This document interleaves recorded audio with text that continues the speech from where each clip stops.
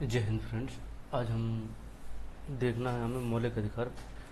पिछले वीडियो में हमने सिटीजन नागरिकता के बारे में समझा था, जाना था नागरिकता क्या होती है, कैसे मिलती है, कैसे जाती है। आज हमें देखना है मूल अधिकार हमारे क्या हैं, मौलिक अधिकार क्या हैं, फंडामेंटल राइट्स ये कहाँ से आए, क्यों आए, कैसे आए, क्या ज़रूरत थी इनकी, क्या ज़रूरत है कि नहीं है। तो इनको आज हम बढ़िया से समझेंगे और जानेंगे। हमारे मौलिक अधिकार ये हमारे जीवन के लिए, हमारी लाइफ में इनका बहुत महत्व है। अगर ये नहीं है तो हमारा आधा जीवन ख़त्म है। हम कहाँ जा सकते हैं, क्या कर सकते हैं, हम बोल सकते हैं कि नहीं बोल सकते हैं, हम पढ़ सकते हैं, और क्या क्या अधिकार हैं हमारे, वो हम सब समझेंगे आज इस वीडियो के माध्यम से। तो चलिए शुरू करते हैं आज का हम। ये देखिए, ये हमारे संविधान का भाग 3 है। जो मौलिक अधिकार है ये हमारे संविधान का भाग 3 है, और अनुच्छेद 12 से लेकर 35 तक इनमें इनके बारे में लिखा हुआ है। अनुच्छेद 12 से 35 तक है। तो हम समझते हैं, एक एक करके हम विस्तार से अच्छे से समझेंगे।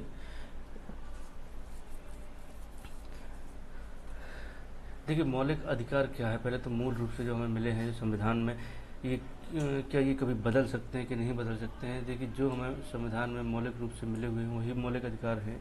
जब मूल रूप से मिले हुए हैं वही हमारे मौलिक अधिकार हैं।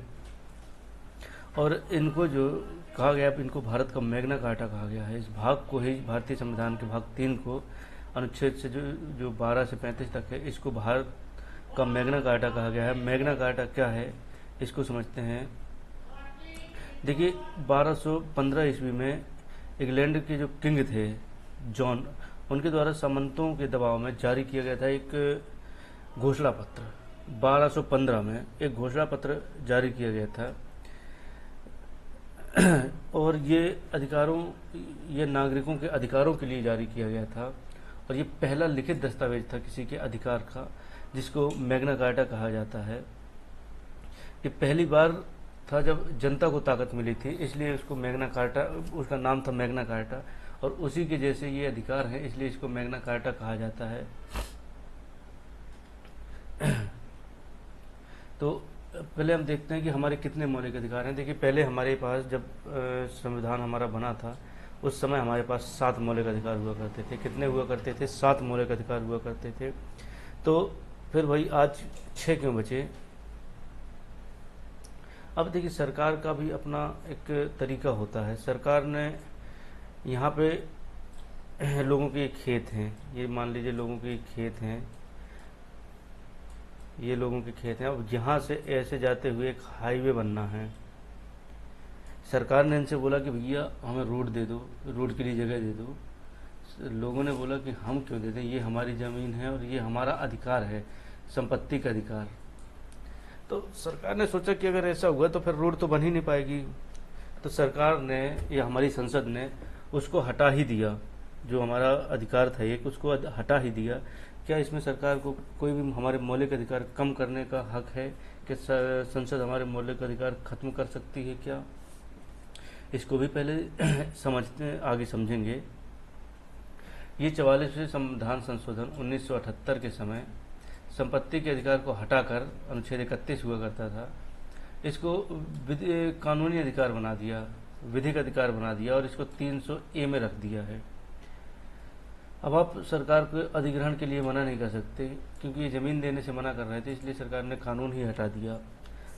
आजकल भी वही चल रहा है, लेकिन सरकार ज़बरदस्ती करती है कुछ। आज एक बहुत बड़ी परियोजना चल रही है, केन बेतवा लिंक परियोजना। इसके बारे में सबको जानकारी होगी। इसकी क्या स्थिति है, आज कितना आंदोलन हो रहा है पन्ना जिला और छतरपुर ज़िले में इस बांध को लेकर, इस परियोजना को लेकर। लोगों को उसकी ज़मीन, उनकी ज़मीनों का मुआवजा ही नहीं मिला। आदिवासियों के साथ जाति हो रही है। तो देखिए, हमारे जो अब बचे कुछ 6 मौलिक अधिकार हैं वो कौन कौन से हैं। सबसे पहला है समानता का अधिकार, और जो कि अनुच्छेद 14 से 18 तक है। देखिए, मौलिक अधिकार कहाँ से? 12 से 35 तक हैं। अब इसमें जो पहला मूल अधिकार है हमारा, वो है समानता का अधिकार। ये 14 से 18 तक है। अब इसमें प्रश्न आएगा कि 12-13 कहाँ गया। 12-13 को अलग से अभी पढ़ते हैं। दूसरा, स्वतंत्रता का अधिकार जो है वो है 19 से 22 तक। शोषण के विरुद्ध अधिकार 23-24 में है। धार्मिक स्वतंत्रता का अधिकार 25 से 28 तक है। संस्कृति और शिक्षा का अधिकार ये 29 और 30 में है। संवैधानिक उपचारों का अधिकार ये अनुच्छेद 32 में है। अब इनको हम एक एक करके पढ़ेंगे। ये याद कैसे रह जाएंगे सर? तो सर उनको याद करने का बड़ा अच्छा तरीका है हमारे पास। इनको याद करने का हमारे पास बहुत अच्छा तरीका है। इसके लिए एक मंत्र है, समस्त शोध संस्कृति के उपचार के लिए होते हैं। समस्त शोध, ये मंत्र आप याद कर लेना। नहाते समय 2 से 3 बार इस मंत्र का जाप करना है, स्मरण करना है और ये याद हो जाने वाले हैं। क्या है मंत्र? समस्त शोध संस्कृति के उपचार के लिए होते हैं स्वाहा। 2-3 बार इनकी आहुति देना है दिन में और पूरे मौलिक अधिकार आपके उंगलियों पे होंगे। समस्त शोध संस्कृति के उपचार के लिए होते हैं स्वाहा। समस्त शोध संस्कृति के उपचार के लिए होते हैं स्वाहा। इनको 3 से 4 बार पढ़ना है। कितने बार पढ़ना है इनको? 3 से 4 बार पढ़ना है। इतने में याद हो जाने वाले हैं ये पूरे।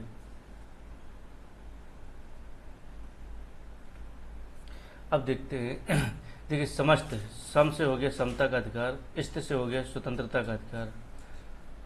आधा सा है ना इसमें, तो समस्त, सम, स, आधा सा से हो गया स्वतंत्रता का अधिकार। शोध, शोषण के विरुद्ध अधिकार। संस्कृति, शो से हो गया शोषण के विरुद्ध अधिकार। धा से हो गया धार्मिक स्वतंत्रता का अधिकार। संस्कृति से हो गया संस्कृति और शिक्षा का अधिकार। उपचार से हो गए संवैधानिक उपचारों का अधिकार। तो ये याद करने के लिए एक ट्रिक है, इसको ट्रिक को याद रखना है कि समस्त शोध संस्कृति के उपचार के लिए होते हैं। जितने भी शोध होते हैं दुनिया में वो किसके लिए होते हैं? वो संस्कृति के उपचार के लिए ही होते हैं। इसके बाद हम देखते हैं अनुच्छेद 12 और 13। अनुच्छेद 12 क्या है? ये है राज्य की परिभाषा। राज्य क्या है? राज्य क्या है? कभी सोचा है राज्य क्या है? देखिए, हम लोग पढ़ते हैं। अच्छा, आपने कभी, चलिए थोड़ा सा हम आपको पीछे लेकर चलते हैं। जो हमें मौलिक अधिकार है, हालांकि हम अगर बात करें अधिकार की, तो अधिकार क्या है? अधिकार क्या है जो हमें मिलने चाहिए? वो है अधिकार। अधिकार 2 प्रकार के होते हैं। एक तो होता है सकारात्मक अधिकार, एक होता है नकारात्मक अधिकार। देखिए, पॉजिटिव और एक नेगेटिव। नेगेटिव अधिकार क्या है, पॉजिटिव अधिकार क्या है, इनके बारे में कभी विस्तार से हम चर्चा करेंगे। तो आज हम मौलिक अधिकार ही देखें पहले। वो पॉलिटी का हिस्सा नहीं है, वो पॉलिटिकल साइंस का हिस्सा है। अनुच्छेद 12 क्या है, इसको हम समझते हैं। राज्य की परिभाषा। राज्य क्या है? मध्य प्रदेश, उत्तर प्रदेश, बिहार, पंजाब, राजस्थान, गुजरात, छत्तीसगढ़, केरल, कर्नाटक, तमिलनाडु, पश्चिम बंगाल, त्रिपुरा के, ये हैं राज्य। देखिए, इनको राज्य हम बोलते हैं, स्टेट बोलते हैं हम अपने प्रशासनिक दृष्टि से, लेकिन राज्य हमारा भारत है। क्या है हमारा राज्य? भारत है। तो कोई भी ऐसी चीज, स्टेट है जिनमें सारी चीजें होती हैं, क्या क्या, जिसका अपना खुद का प्रशासन होता है। राज्य क्या क्या है? एक तो हमारा केंद्र सरकार हमारा राज्य है। क्या है? केंद्र सरकार हमारा राज्य है। राज्य सरकार भी हमारा राज्य है। इनके पास देखिए सारी व्यवस्थाएं होती हैं, अपनी सारी प्रशासनिक व्यवस्थाएं होती हैं। तीसरा क्या है? जितने भी यूनिवर्सिटीज हैं, केंद्रीय यूनिवर्सिटी हो, स्टेट यूनिवर्सिटी, ये अपने आप में एक स्टेट है। कोई भी बड़ी कंपनी है, ये भी अपने आप में एक स्टेट है। इनका भी अपना खुद का नियम कानून होते हैं। ये सभी राज्य हैं। पुलिस अगर देखें तो पुलिस विभाग जो है वो भी एक राज्य है, उसकी भी अपनी सारी व्यवस्थाएं हैं। ठीक है। तो मौलिक अधिकार मुख्य रूप से राज्य की मनमानी के खिलाफ नागरिक को मिले संरक्षण है। राज्य के खिलाफ जो संरक्षण मिला है उसे हम मौलिक अधिकार कहते हैं। राज्य को परिभाषित किया है कि राज्य क्या है। इसलिए संविधान ने सबसे पहले यह साफ किया कि राज्य के दायरे में कौन कौन आएगा। भाई मौलिक अधिकार हमें राज्य के अगेंस्ट ही तो मिले हैं कि राज्य या देश हम पे, सरकार हम पे अत्याचार ना करे, मनमानी ना करे। हमें कुछ संरक्षण दिया गया है सरकार या राज्य के खिलाफ। तो पहले ये भी बताना जरूरी है कि राज्य क्या है, इसको हम समझते हैं राज्य क्या है। इसके तहत 4 श्रेणियां हैं। कौन कौन सी?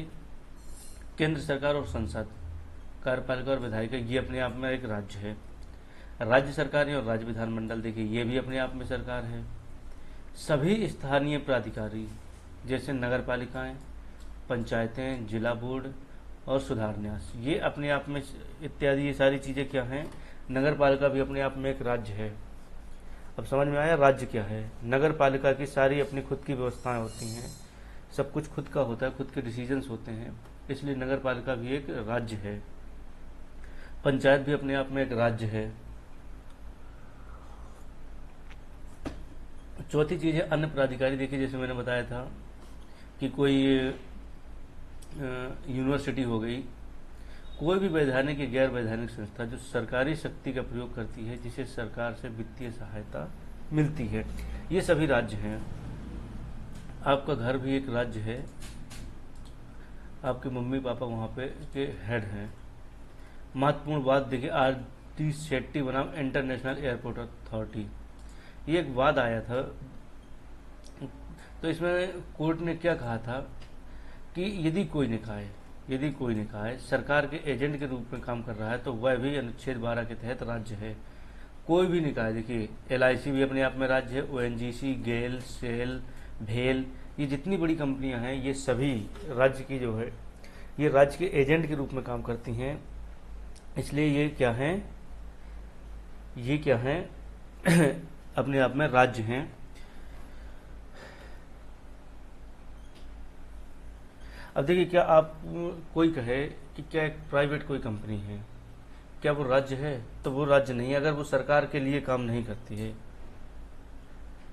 जब तक वे सरकार के लिए काम नहीं कर रहे हों वो राज्य नहीं है। तो राज्य की परिभाषा समझ में आई, राज्य क्या है?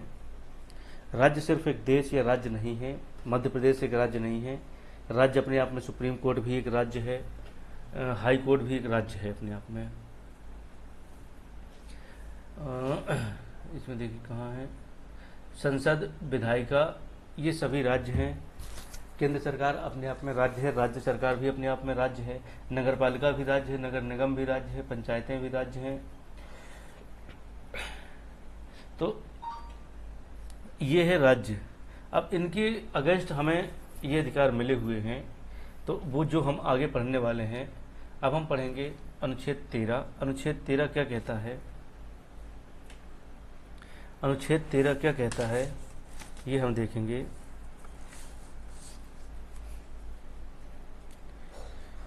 मूल अधिकारों से असंगत विधियों का आधार, मूल अधिकारों से असंगत विधियों का अधिकार, इसका क्या मतलब है, इसका क्या अर्थ है? यह अनुच्छेद मौलिक अधिकारों का सुरक्षा कवच है। यह न्यायपालिका और न्यायिक पुनरावलोकन की शक्ति देता है। ये क्या है? न्यायपालिका और न्यायिक पुनरावलोकन, जुडिशियल रिव्यू की शक्ति देता है, भले इसमें जुडिशियल रिव्यू शब्द का सीधा प्रयोग नहीं हुआ हो। इसके 4 भाग हैं। इसमें 4 भाग हैं। संविधान पूर्व विधियों, संविधान लागू होने से पहले के जो कानून हैं, जो कानून भारत में लागू थे, वे उस मात्रा तक शून्य हो जाएंगे जिस मात्रा तक वे मौलिक अधिकारों का उल्लंघन करते हैं।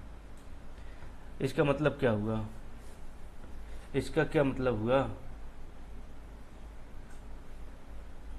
क्या मतलब हुआ इसका, समझ में आया कुछ? जब इसी को आच्छादन का सिद्धांत भी कहते हैं, इसी को कहते हैं डॉक्ट्राइन थ्योरी, इसी को कहते हैं डॉक्ट्राइन थ्योरी। क्या कहते हैं? Doctrine theory. जब हमारा आच्छादन का सिद्धांत, ये डॉक्ट्राइन थ्योरी, मौलिक अधिकारों के आने से पुराने कानून नष्ट नहीं होते बल्कि मौलिक अधिकारों द्वारा ढक लिए जाते हैं। यदि भविष्य में मौलिक अधिकारों में संशोधन हो जाए तो वह पुराना कानून फिर से जीवित हो जाता है। देखिए क्या है, जब हमारा देश आज़ाद हुआ और हमारा कानून या हमारा जब संविधान लागू हुआ, उसके पहले के जो कानून लागू थे भारत में वो आज भी लागू हैं, 1935 का कानून। लेकिन वो सारे कानून उसी समय ख़त्म हो जाएंगे जहां वो हमारे मूल अधिकार या मौलिक अधिकारों पर अतिक्रमण करेंगे, मौलिक अधिकारों का उल्लंघन करेंगे, वो सारे कानून, पुराने कानून, वो अपने आप शिथिल हो जाएंगे। और अगर भविष्य में कभी, देखिए, मौलिक अधिकारों के आने से पुराने कानून नष्ट नहीं होते, बल्कि मौलिक अधिकारों द्वारा ढक लिए जाते हैं। इसको आच्छादन का सिद्धांत कहते हैं, डॉक्ट्राइन एस्क्लिप्स कहते हैं। एक इसमें क्या होता है कि संविधान के जो मौलिक अधिकार है, ये मान लीजिए कोई, एक यहाँ देखते हैं, ये हमारा पुराने कानून है। ये अब आए हमारे मौलिक अधिकार, ये आया मौलिक अधिकार, इसने ऐसे ढक लिए। अब अगर ये कानून आड़े आते हैं तो मौलिक अधिकार इनको दबा कर रखेगा। लेकिन अगर कोई संशोधन होता है हमारे मौलिक अधिकारों में और इस कानून की ज़रूरत है उस मौलिक अधिकार में, इसको लाया गया है, तो ये ऊपर आ जाएगा, ये ढका हुआ नहीं रहेगा, ये कानून फिर से लागू हो जाएगा। इसी को बोलते हैं आच्छादन का सिद्धांत। इसको क्या कहते हैं? आच्छादन का सिद्धांत। ये ढक लेता है, अगर संशोधन हो जाए तो पुराना कानून फिर से जीवित हो जाता है। अनुच्छेद 13(1) ये कहता है कि जो पुराने कानून हैं वो उस मात्रा तक शून्य हो जाएंगे, वो खत्म हो जाएंगे। अगर हमारे मौलिक अधिकारों में हमला करते हैं तो वो पुराने कानून खत्म कर दिए जाएंगे। ठीक है, हम, बड़ी अच्छी बात कही है आपने। दूसरा है अनुच्छेद 13(2) संविधान पश्चात विधियां। क्या है संविधान पश्चात विधियां? राज्य ऐसा कोई कानून नहीं बनाएगा, राज्य ऐसा कोई कानून नहीं बनाएगा जो मौलिक अधिकारों को छीनता या कम करता हो। यदि ऐसा कानून बनाया जाता है तो वह उल्लंघन की मात्रा तक शून्य होगा। इसमें स्पष्ट रूप से हमारे संविधान में लिखा है। देखिए, अभी हमने बोला था अनुच्छेद 31, या हमारे संपत्ति का अधिकार, उसको खत्म कर दिया। लेकिन अनुच्छेद 13(2) क्या कहता है?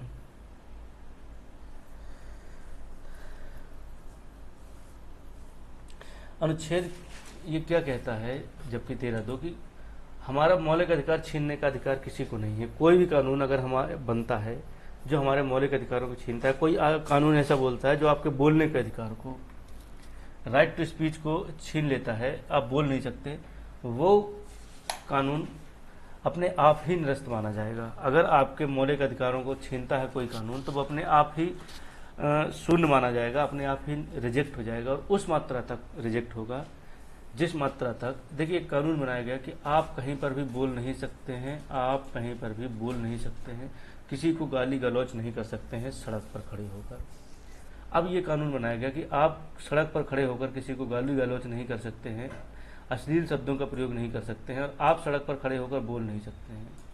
इसमें दो चीज़ें बनी है कि एक, सड़क पर खड़े होकर गाली गलौच नहीं कर सकते, अश्लीलता नहीं कर सकते, और सड़क पर खड़े होकर बोल नहीं सकते। तो ये पूरा कानून बना दिया गया। अब यहाँ पे हमारा मौलिक अधिकार का हनन हो रहा है। किसका?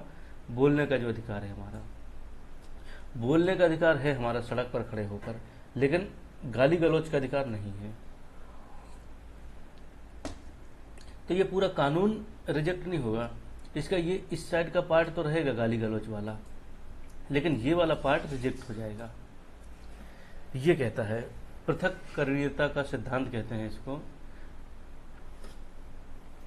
यदि किसी कानून का एक हिस्सा मौलिक अधिकार का उल्लंघन करता है, दूसरा हिस्सा ठीक है, तो कोर्ट केवल खराब हिस्से को असंवैधानिक घोषित करेगी, पूरे कानून को नहीं। ये देखिए, बोला ना कि ये वाला हिस्सा क्या हो गया?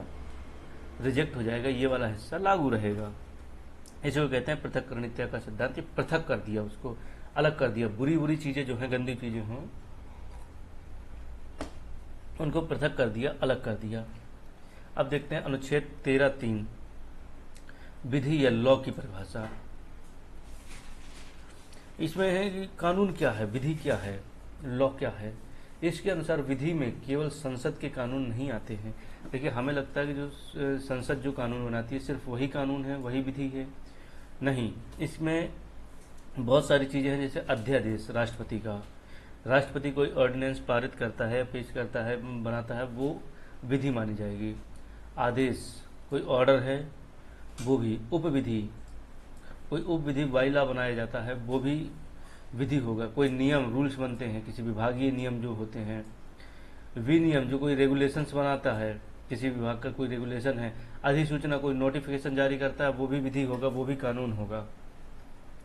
कुछ रूढ़ीय प्रथाएं जिन्हें कानून का बल प्राप्त है, कुछ प्रथाएं जिन्हें कानून सही मानती है, वो प्रथाएं भी हमारा कानून होंगी।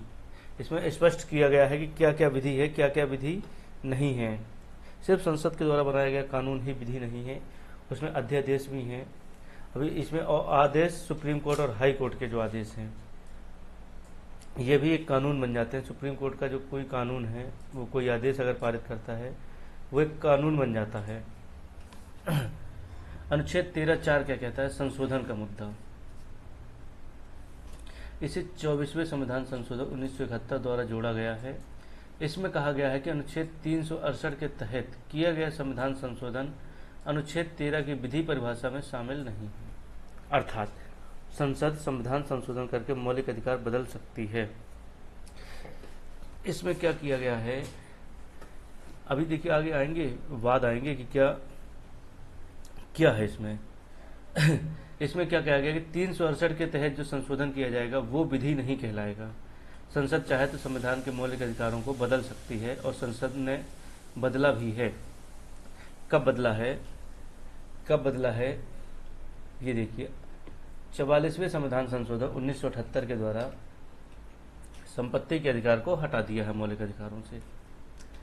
अब हम आगे देखते हैं, क्या संसद मौलिक अधिकारों में संशोधन कर सकती है? सबसे बड़ा प्रश्न, क्या संसद मौलिक अधिकारों में संशोधन कर सकती है या नहीं? इसके लिए कुछ सुप्रीम कोर्ट के जो है हम वाद देखते हैं। एक शंकरी प्रसाद वाद है। इसमें सुप्रीम कोर्ट ने कहा कि संसद 368 के तहत मौलिक अधिकारों में संशोधन कर सकती है। क्या कहा शंकरी प्रसाद वाद में? कि संशोधन कर सकती है संसद। अनुच्छेद 13(2) की विधि में संविधान संशोधन शामिल नहीं है। जो अनुच्छेद 13(2) में विधि की जो परिभाषा है उसमें संविधान संशोधन शामिल नहीं है। अब संसद चाहे तो संविधान संशोधन में बदलाव कर सकती है। इसके बाद आ जाता है गोलकनाथवाद 1967। गोलकनाथ में सरकार ने क्या फैसला सुनाया? इसमें सरकार कोर्ट ने कहा कि मौलिक अधिकार पारलौकिक और अपरिवर्तनीय है। क्या है मौलिक अधिकार? पारलौकिक है, संसद इसमें कटौती नहीं कर सकती। संविधान संशोधन की भी अनुच्छेद 13 की विधि के तहत आता है। इसमें कहा शंकरी प्रसादवाद में कि हाँ संविधान संशोधन हो सकता है। गोलकनाथवाद में कहा कि नहीं, कोर्ट ने कहा कि अनुच्छेद 13 की विधि के तहत आता है, इसमें संशोधन सरकार नहीं कर सकती। संसद इस संविधान संशोधन में भी जो मौलिक अधिकार हैं उनको कम नहीं कर सकती। 24वां संविधान संशोधन 1971। इंदिरा गांधी की सरकार ने गोलकनाथ फैसले को बदलने के लिए अनुच्छेद 13(4) जोड़ा और संसद को संशोधन की असीमित शक्ति दे दी। 24वां संविधान संशोधन हुआ 1971 में। इंदिरा गांधी की सरकार हुआ करती थी। अब गोलकनाथ केस में संसद ने कोर्ट ने बोल दिया कि संसद कटौती नहीं कर सकती। इसके लिए संविधान संशोधन किया गया 24वां संविधान संशोधन, और इसमें एक नियम जोड़ दिया गया 13(4), एक अनुच्छेद जोड़ दिया गया कि संसद संशोधन कर सकती है, असीमित शक्ति दे दी। इसके बाद आता है केशवानंद भारती ऐतिहासिक लैंडमार्क। ये केशवानंद भारती बनाम केरल राज्य का जो मामला है बड़ा अच्छा मामला है। इसमें 13 जजों की बेंच ने, और सबसे बड़ी बेंच आज अभी तक की सबसे बड़ी बेंच ने ये फैसला सुनाया था। इसमें कोर्ट ने कहा था कि संसद मौलिक अधिकारों सहित संविधान के किसी भी भाग में संशोधन कर सकती है और 24वां जो संविधान संशोधन है वो वैध है, परंतु इसने संसद संविधान के मूल ढांचे को नष्ट नहीं कर सकती। अनुच्छेद 21, अनुच्छेद 32, अनुच्छेद 21, अनुच्छेद 32 न्यायिक पुनरावलोकन आदि मूल ढांचे के हिस्से हैं। इस पे देखिए केशवानंद भारती बनाम केरल राज्य में कोर्ट ने ये कहा, और सबसे बड़ी बेंच थी ये बेंच थी। इसमें ये कहा गया कि जो 24वां संविधान संशोधन कहा, ये गोलकनाथ वाला जो वाद था, इसमें जो फैसला था वो फिर बदल गया। इसमें ये कहा कोर्ट ने कि जो 24वां संविधान संशोधन है वो सही है, सरकार संशोधन कर सकती है लेकिन मूल ढांचा नहीं बदल सकती। तो शंकरी प्रसाद वाद में क्या कहा गया था कि बदल सकती है, संशोधन कर सकती है। गोलकनाथ मामले में कहा कि संशोधन नहीं कर सकती है किसी भी प्रकार से, ये अनुच्छेद 13 की विधि के तहत आता है। इसके बाद इंदिरा गांधी की सरकार 24वां संविधान संशोधन लाई, जिसमें संसद को इसने असीमित शक्तियां दे दी थी। इसमें संसद को असीमित शक्तियां दे दी थी। इसके बाद आता है केशवानंद भारतीवाद, जिसमें कोर्ट ने ये कहा कि अनुच्छेद 24 वैध है और इसमें संविधान के 368 के तहत संविधान के किसी भी भाग में संशोधन कर सकती है संसद, लेकिन उसका मूल ढांचा नहीं बिगड़ना चाहिए, बेसिक स्ट्रक्चर नहीं बिगड़ना चाहिए। जैसे अनुच्छेद 32, अनुच्छेद 21, ये सभी संविधान का मूल ढांचा है। न्यायिक पुनर्वलोकन, ये सभी मूल ढांचे हैं। अब देखते हैं आगे। अब हम पढ़ेंगे अपने समता का अधिकार क्या है ये। अब हम यहाँ से हमारे जो मौलिक अधिकार हैं वो चालू होते हैं। सबसे पहले पढ़ेंगे हम समता का अधिकार। समता का अधिकार क्या है?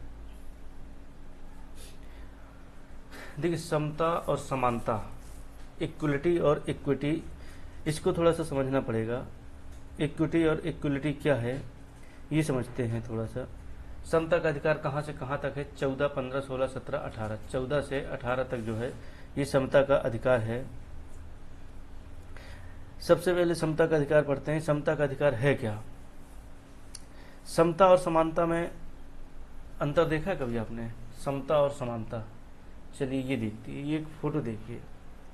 इक्वलिटी ये समानता है, इक्विटी ये समता है। इसमें कोई अंतर दिख रहा है आपको? बिल्कुल दिख रहा है सर। ये देखिए, यहाँ पे एक आईपीएल का मैच चल रहा है, आरसीबी बनाम एलएसजी का ये मैच चल रहा है आईपीएल का। यहाँ पे बहुत सारे लोग देख रहे हैं। कुछ लोग ऐसे हैं जिनको मैच देखने को ही नहीं मिल रहा है, यहाँ कुर्सी में बैठ के वो बेचारे अपने दीवार के पीछे से देख रहे हैं। ये किसी गांव के ग्राउंड में हो रहा है छोटा सा, ये दीवार के पीछे से देख रहे हैं। अब इसमें एक ये भाई साहब अंकल जी हैं, इनकी हाइट है 7 फुट। ये भाई साहब हैं, इनकी हाइट है 5 फुट। और ये हमारा छोटू है, इसकी हाइट है 2.5 फुट। अब मैच इन तीनों को देखना है। इनको 7 फुट वाले को भी देखना है, 5 फुट वाले को देखना है, ये छोटू को 2.5 फुट वाले को भी देखना है। इन सबको पहले ज़मीन पे खड़ा कर दिया गया। क्या किया गया? इन सबको ज़मीन पे खड़ा कर दिया गया। तो इनको तो मैच दिख गया, इन महोदय को तो मैच दिख गया। अब ये बता रहे हैं कि हाँ 6 घला। इनने बोला यार भाई साहब हमें नहीं दिख रहा, ये बोले हमें भी नहीं दिख रहा है। तो इनके लिए बोले यार समानता का अधिकार है, बोले चलो इनको एक एक बॉक्स दे दो, ये स्टूल दे दो। इनको स्टूल दिया गया। इसने बोला यार समानता का उल्लंघन है ये, और हमें समानता का अधिकार मिला हुआ है, इक्वलिटी चाहिए हमें भी एक स्टूल चाहिए। बोले ये बात तो सच है, तीनों को स्टूल दे दिया गया। इसके बाद देखिए ये कमर तक खड़े हो गए। ये बहुत अच्छे से मैच देख सकते हैं, जो बॉल यहाँ आएगी उसको भी देख लेंगे। इनको भी कहीं तक स्टूल मिल गया, और ये भी, इनका भी सर दिखने लगा ऊपर, ये भी मैच देख सकते हैं। लेकिन इनको क्या मिला? स्टूल मिलने के बाद भी, समानता मिलने के बाद भी इनको वो चीज़ नहीं मिली जो मिलनी चाहिए थी। इनको मैच देखने को नहीं मिला। अब इक्विटी की बात करते हैं। इनकी हाइट के हिसाब से इनको दी गई हैं चीज़ें। इनको 2 डिब्बों की ज़रूरत है, 2 स्टूल की ज़रूरत है, इनको 2 स्टूल दे दिए। इसको जब ज़रूरत ही नहीं है, ये वैसे भी देख सकता है, तो इसको क्यों दें? यही आगे टकराव होगा। यही समस्या आज हमारे सामने है कि जिसको ज़रूरत है उसको दो, जिसको नहीं है ज़रूरत उसको मत दो। यही आरक्षण में यही चीज़ होता है। इक्विटी है आरक्षण में, इक्वलिटी नहीं है। लोग कहते हैं कि जब समानता का अधिकार है तो सबको आरक्षण मिलना चाहिए, सब एक जैसे हैं। नहीं, वहां पे इक्विटी है, समता है। अगर इसको नहीं मिलता, ये कैसे मैच देख पाता? कहते हैं रेस सबकी बराबरी से होनी चाहिए, जो काबिल होगा वो रेस जीतेगा। लेकिन जरा सोचिए, एक व्यक्ति विकलांग है और एक व्यक्ति बहुत अच्छा है, स्वस्थ है पूरा, उन दोनों को एक साथ दौड़ा दिया एक ही ट्रैक पे, तो क्या वो कभी रेस जीत पाएगा? जो विकलांग है कभी नहीं जीत पाएगा। इसलिए आरक्षण का जो कॉन्सेप्ट है वो आया है। यहाँ से देखेंगे आपको, आई होप इक्वलिटी और इक्विटी में अंतर समझ में आया होगा। समता और समानता में, समानता हर जगह नहीं दी जा सकती, समानता समान लोगों को दी जा सकती है। अब हम चलते हैं अपने पहले मौलिक अधिकार समता का अधिकार, इसमें अनुच्छेद 14 देखते हैं। 14 क्या कहता है? विधि के समक्ष समता और विधि का समान संरक्षण। यहाँ पे दो अलग अलग चीज़ें हैं, यहाँ पे दो अलग अलग चीज़ें हैं। एक तो विधि के समक्ष समता और दूसरा है विधियों का समान संरक्षण। विधि का समान संरक्षण, ये दोनों चीज़ें अलग अलग देश से आई हैं।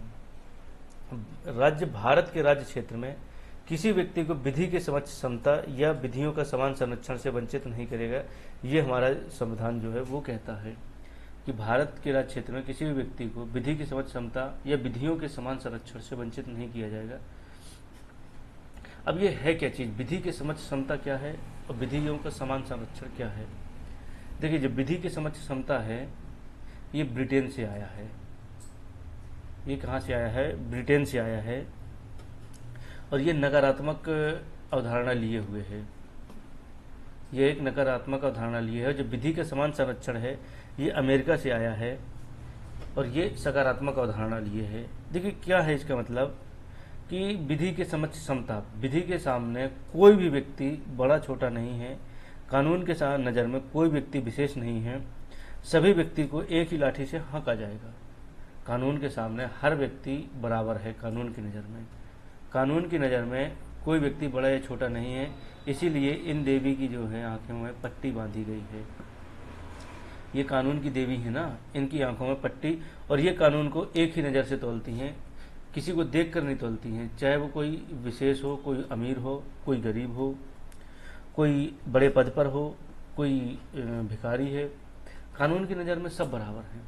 अमीर, गरीब, अधिकारी, नौकरी वाले, बेरोजगार, सारे लोग क्या हैं? बराबर हैं। प्रोफेसर एवी डाइसी का सिद्धांत है, प्रोफेसर एवी डाइसी के सिद्धांत है। ये ब्रिटिश के जो न्यायविद थे एवी डाइसी, विधि के शासन से प्रेरित है। यह अवधारणा ब्रिटिश न्यायविद एवी डाइसी के विधि के शासन से प्रेरित है। इसका सीधा अर्थ है देश में कानून सर्वोपरि है, कोई व्यक्ति नहीं। कानून सबके लिए बराबर है, कोई भी व्यक्ति बड़ा छोटा नहीं है। कानून सबके लिए बराबर है और कानून सर्वोपरि है, कोई व्यक्ति नहीं है। अब हम बात करते हैं विधियों का समान संरक्षण। ये क्या चीज़ है? ये यूएसए से लिया गया है। कहाँ से? यूएसए संविधान से। ये पॉजिटिव है। देखिए, क्या आपको लगता है कि कानून सबके लिए बराबर होना चाहिए? विधि के सामने, कानून के सामने हर व्यक्ति बराबर है? नहीं, नहीं है इसमें, क्योंकि एक नियम बनाया गया है दौड़ने का, जो मैंने बताया। ये इक्विटी, ये देखिए, ये विधि की नज़र में सब बराबर हैं, सबको हमने बराबरी का अधिकार दिया हुआ है, लेकिन ज़रूरत हमें इस चीज़ की है। तो ये थोड़ा सा नेगेटिविटी लिए हुए है अपने आप में। तो अब देखते हैं विधियों का समान संरक्षण। अनुच्छेद 14 पूर्ण अपवाद, ये संविधान से सकारात्मक लिए हुए है। विधियों का समान संरक्षण क्या है? इसका मतलब है कि समान लोगों के साथ समान व्यवहार होना चाहिए।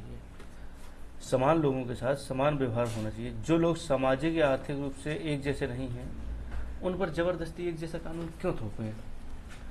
जो व्यक्ति, देखिए, अब यहाँ पे देखते हैं, ये दो व्यक्ति हैं, एक ये है, ये इसकी आँख है, देखिए, इसकी नाक है, और एक ये व्यक्ति है यहाँ पर, अरे सॉरी, ये व्यक्ति है, इसकी ये आँख है,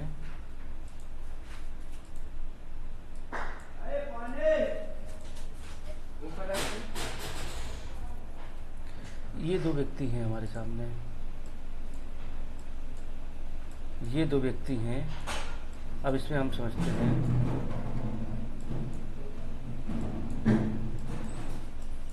ये दो व्यक्ति हैं, इसका नाम है ए और इसका नाम है बी। अब इनको समझते हैं विधियों का समान संरक्षण। इसने एक अपराध किया। क्या अपराध किया? कि इसने सरकारी दफ्तर की टेबल तोड़ दी। किसी सरकारी दफ्तर में जाकर एक टेबल तोड़ दी। ये बहुत बड़ा गुंडा है, इसके पास बहुत संपत्ति है, अवैध संपत्ति ही है कुछ, इसके पास बहुत पैसा है, अरबपति खरबपति, इसका फॉर्चूनर भी है, बड़ी बड़ी गाड़ियां हैं, लैम्बोर्गिनी। और ये जो है ये एक मजदूर है, ये एक दिन उसी ऑफिस में गया और ये जो इसने टेबल तोड़ी थी, इसी टेबल को जैसे तैसे जोड़ जाड़ के फिर रख दिया। ये टेबल को जोड़ जाड़ के ऐसे फिर से रख दिए, ऐसे जोड़ जाड़ के। ये गया, इसकी लात लग गई इसमें, इसका पैर इसमें लग गया और ये टेबल टूट गई। अब इस व्यक्ति पे उस ऑफिस वालों ने या कोर्ट ने उस विभाग की एफआईआर पे, रिपोर्ट पे, इस पे लगा दिया 5 लाख का जुर्माना। कितना? 5 लाख का जुर्माना। बोले तुमने सरकारी चीज़ों की तोड़फोड़ की है और इस पे तुम्हें 5 लाख का जुर्माना लगाते हैं। इसके पास कई करोड़ रुपए हैं। ये गया, इसने जुर्माना भर दिया 5 लाख रुपए तुरंत। इस व्यक्ति के पैर लगने से जो टेबल टूट गई थी, अब ये मजदूरी करके रोज का कमाता है 250 रुपये। कितने रुपए? 250 रुपये। अब इस पे भी लगा दिया 5 लाख का जुर्माना। तो क्या ये व्यक्ति कभी दे पाएगा 5 लाख का जुर्माना? नहीं दे पाएगा। ये जिस लायक है उस लायक, यही है विधियों के समान संरक्षण। जो जिस लायक है उसको उस हिसाब की चीज़ें देनी चाहिए, उसी हिसाब का कानून बनना चाहिए। विधियों का समान संरक्षण ये है। अब हम देखिए अनुच्छेद 300, ये अपवाद देखते हैं। अनुच्छेद 14 पूर्ण नहीं है, इसके कुछ संवैधानिक अपवाद भी हैं। क्या हैं? ये कानून की नज़र में अगर सबको एक जैसा देखा जाए तो उस पर देखते हैं, नहीं देखते हैं। कैसे? अनुच्छेद 361, भारत के राष्ट्रपति और राज्यों के राज्यपालों को उनके कार्यकाल के दौरान कुछ विशेषाधिकार प्राप्त हैं। जैसे पद पर रहते हुए उन पर कोई आपराधिक मुकदमा नहीं चलाया जा सकता। अब आप किसी व्यक्ति को गोली मार दो, आप पे एफआईआर हो जाएगी और आप जेल चले जाओगे तुरंत। लेकिन राष्ट्रपति के साथ ऐसा नहीं है। जब तक वो राज्यपाल या राष्ट्रपति पद पर हैं, उन पर कोई एफआईआर ही नहीं हो सकती, कोई मुकदमा ही नहीं हो सकता। इससे पहले उन्हें पद से इस्तीफा देना पड़ेगा। अगर नहीं देते हैं तो एफआईआर नहीं होगी। फिर कहाँ हुआ कानून की नज़र में सब बराबर? विदेशी राजनयिक, यूएनओ संयुक्त राष्ट्र संघ के अधिकारियों और विदेशी राजदूतों को क्रिमिनल और सिविल मामलों से छूट मिलती है। देखिए, यूएनओ संयुक्त राष्ट्र संघ के अधिकारी और विदेशी दूत, जो राजदूत हमारे यहाँ हैं विदेशों के, उनको क्रिमिनल और सिविल मामलों में छूट मिलती है। उन पर हम मुकदमा नहीं कर सकते।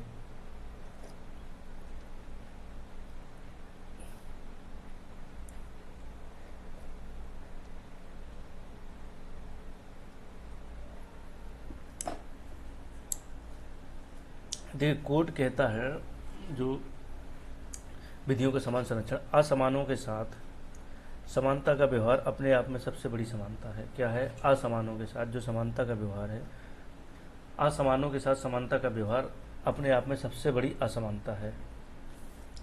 असमानों के साथ समानता का व्यवहार अपने आप में सबसे बड़ी असमानता है। बिल्कुल सही बात है ये। इस पर कोर्ट ने कहा था कि असमानों के साथ समानता का व्यवहार अपने आप में सबसे बड़ी असमानता है। यहाँ पे ये समानता मानी जाएगी। सबके सिर दिख रहे हैं, सबके सिर दीवार से बाहर हैं। चलिए अगला देखते हैं। मूल ढांचा, मिनर्वा मिल्स मामले में 1980 में सुप्रीम कोर्ट ने घोषित किया कि अनुच्छेद 14 के तहत विधि का शासन संविधान का मूल ढांचा है, इसे संसद नहीं बदल सकती। देखिए, अनुच्छेद 14 के तहत जो विधि का शासन है, ये विधियों, दो चीज़ें हैं ना, विधि का शासन। तो जो विधि का शासन है इसको संसद नहीं बदल सकती। स्टेट ऑफ वेस्ट बंगाल बनाम अनवर अली वाद, इसको थोड़ा सा हमें देखना पड़ेगा। ये क्या है? यही है अनुच्छेद 14 की व्याख्या करने वाला मामला था। और इसकी ये कहानी ये है कि पश्चिम बंगाल सरकार ने एक विशेष कानून बनाया। पश्चिम बंगाल सरकार ने एक विशेष कानून बनाया जिसके तहत सरकार को ये शक्ति मिली कि किसी भी आपराधिक मामले में विशेष अदालत में किसी भी विशेष शक्ति मिली कि किसी भी आपराधिक मामले को विशेष अदालत में भेज सकती है सरकार, ताकि उसका फैसला जल्दी हो सके। अब यहाँ से विवाद हुआ कि पश्चिम बंगाल सरकार ने क्या बनाया था, एक विशेष कानून बनाया था कि सरकार को ये शक्ति दी गई कि वह किसी भी प्रकरण को, किसी भी आपराधिक मामले को विशेष अदालत में भेज सकती है ताकि वहाँ पे उसका जल्दी फैसला हो सके। और अनवर अली नाम के व्यक्ति के एक मामले को इस कोर्ट में भेजा गया। अब विवाद हुआ, अनवर अली ने सुप्रीम कोर्ट में उसमें चुनौती दी थी कि सरकार अपनी मर्जी से चुन रही है, किसका केस किस कोर्ट में चलेगा। बोले सरकार अपनी मर्जी से थोड़ी चुनेगी, अपनी मर्जी से देगी किसका केस किस कोर्ट में चलेगा। किसका नॉर्मल कोर्ट में चलेगा, किसका विशेष स्पेशल कोर्ट में चलेगा। बोले यह भेदभाव है, अनुच्छेद 14 का उल्लंघन है। इस पर सुप्रीम कोर्ट ने फैसला दिया और सुप्रीम कोर्ट ने कहा कि आपका जो ये कानून है ये असंवैधानिक है। उसको असंवैधानिक घोषित कर दिया कि और सुप्रीम कोर्ट ने कहा कि राज्य किसी के साथ भेदभाव कर सकता है, लेकिन वह भेदभाव युक्ति वर्गीकरण पर आधारित होना चाहिए, ना कि सरकार की मन मर्जी पर। बोले भेदभाव आप कर सकते हैं, लेकिन नियम कानून के तहत होना चाहिए, अपनी मर्जी के अनुसार नहीं होना चाहिए। सुप्रीम कोर्ट ने वर्गीकरण के लिए 2 शर्तें तय की। हम देखते हैं, एक तो बोध अंतर रंग। आप जिन 2 समूहों को अलग कर रहे हैं उनके बीच अंतर साफ समझ में आने लायक होना चाहिए, जैसे महिला पुरुष, गरीब अमीर, या बच्चे। जैसे बच्चों का कोर्ट अलग, बच्चों का केस है वो अलग कोर्ट में चला दो, महिलाओं का केस है वो अलग कोर्ट में चला दो। इस टाइप से तो आप भेदभाव कर सकते हैं, लेकिन ऐसे आप अपनी मर्जी से नहीं कर सकते हैं। दूसरा, तार्किक संबंध। आप जो वर्गीकरण कर रहे हैं उसका कानून से सीधा संबंध होना चाहिए। जैसे अगर टैक्स का कानून है कि अमीर पर ज़्यादा टैक्स लगाना और गरीब पर सही कम टैक्स लगाना, ये मामला ठीक है, लेकिन आप अपनी मर्जी से नहीं कर सकते। तो ये था स्टेट ऑफ वेस्ट बंगाल बनाम अनवर अली मामला। अगला हम देखते हैं अनुच्छेद 15। अनुच्छेद 15 क्या कहता है? धर्म, मूलवंश, जाति, लिंग या जन्म स्थान के आधार पर विभेद प्रतिषेध। आप किसी भी व्यक्ति के साथ उसके धर्म, उसकी जाति, मूलवंश, उसकी जाति, उसके लिंग या जन्म स्थान के आधार पर भेदभाव नहीं कर सकते हैं। ये अनुच्छेद 15 कहता है। हम देखते हैं अनुच्छेद 15, इसमें भेदभाव का प्रतिषेध किया है। अनुच्छेद 15 एक क्या कहता है? राज्य किसी नागरिक के विरुद्ध केवल धर्म, मूलवंश, जाति, लिंग, जन्म स्थान या इनमें से किसी आधार पर विभेद नहीं करेगा। 15(2)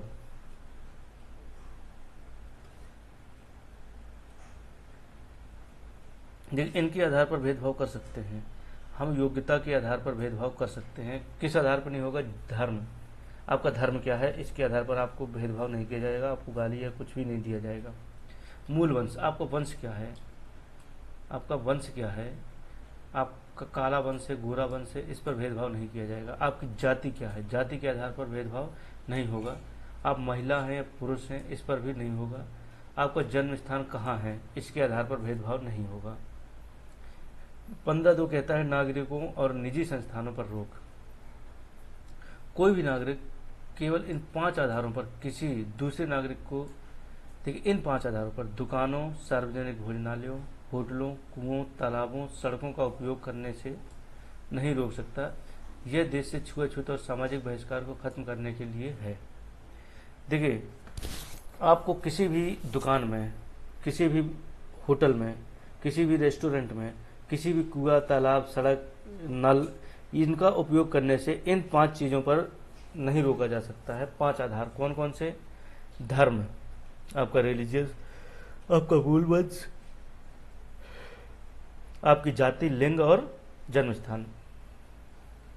महिलाओं, बच्चों के लिए विशेष प्रावधान, ये अनुच्छेद 15(3) में है। 15(3) क्या कहता है? ये 15(1) का पहला अपवाद है, लिंग। अब महिलाओं के लिए विशेष प्रावधान। राज्य महिलाओं और बच्चों के उत्थान के लिए विशेष कानून बना सकता है, जैसे महिलाओं के लिए पंचायत में आरक्षण या बच्चों के लिए मुफ्त शिक्षा।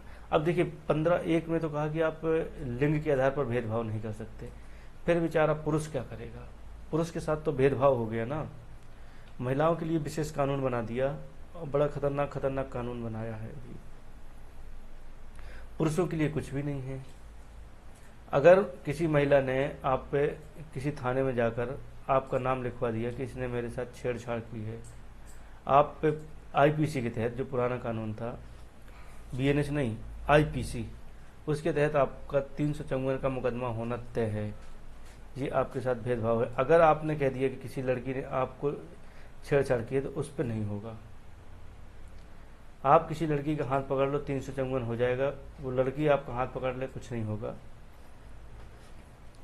तो ये भेदभाव को दिखाता है। अनुच्छेद 15(1) का एक अपवाद है।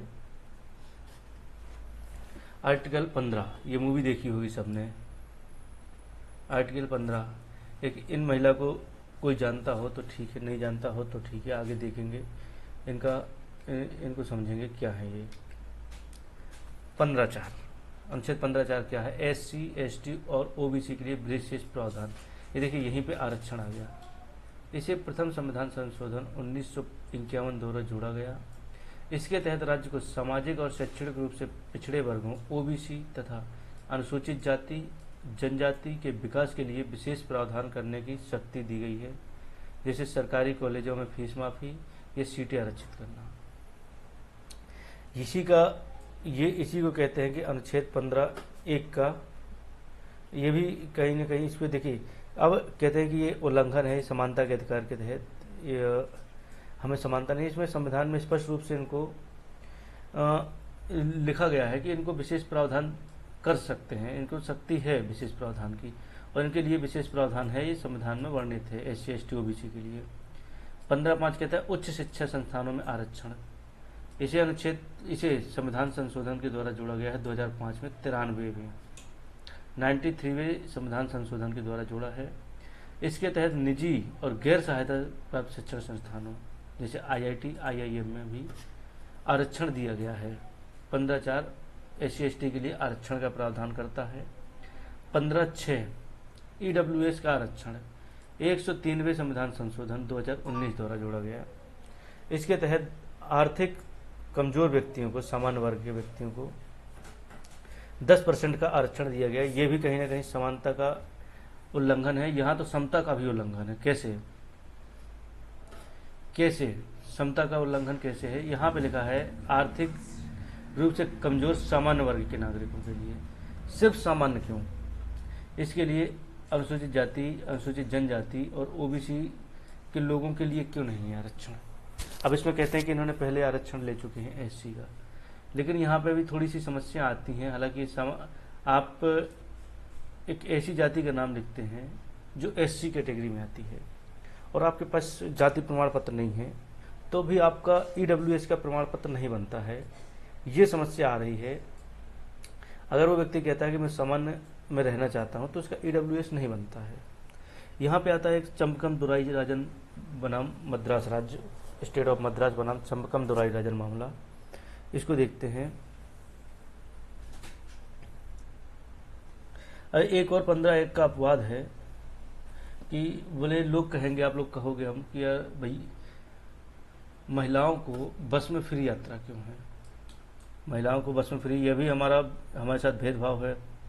तो ये संविधान का अंतर्विरोध नहीं है, ये 15(1) का उल्लंघन नहीं है। मान लीजिए आपके घर में 2 भाई हैं। एक भाई बचपन से स्वस्थ है, उसे अच्छा खाना मिला है, और दूसरा भाई बीमार रहता था बचपन से, वो बड़ा कमजोर पड़ गया है। अगर मम्मी पापा दोनों को रोज बिल्कुल बराबर दूध दें, एक एक गिलास दूध दें, तो ये समानता तो दिखेगी, लेकिन कमजोर भाई मजबूत नहीं हो पाएगा। तो हमें क्या चाहिए कि जो कमजोर है उसको हम 1.5 गिलास से 2 गिलास दूध दें ताकि वो जल्दी मजबूत हो जाए। और संविधान भी यही करता है कि जो कमजोर हैं उनको आरक्षण दिया जा रहा है। ये भेदभाव है, लेकिन पॉजिटिव तरीके से भेदभाव है, पॉजिटिव भेदभाव है।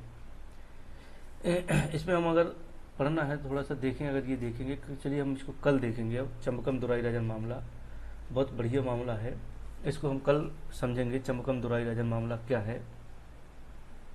तो आज के लिए बस इतना ही। जुड़े रहिए और वीडियो को लाइक, शेयर और सब्सक्राइब करिए, अपने दोस्तों को भेजिए ताकि वो भी देख सकें। तो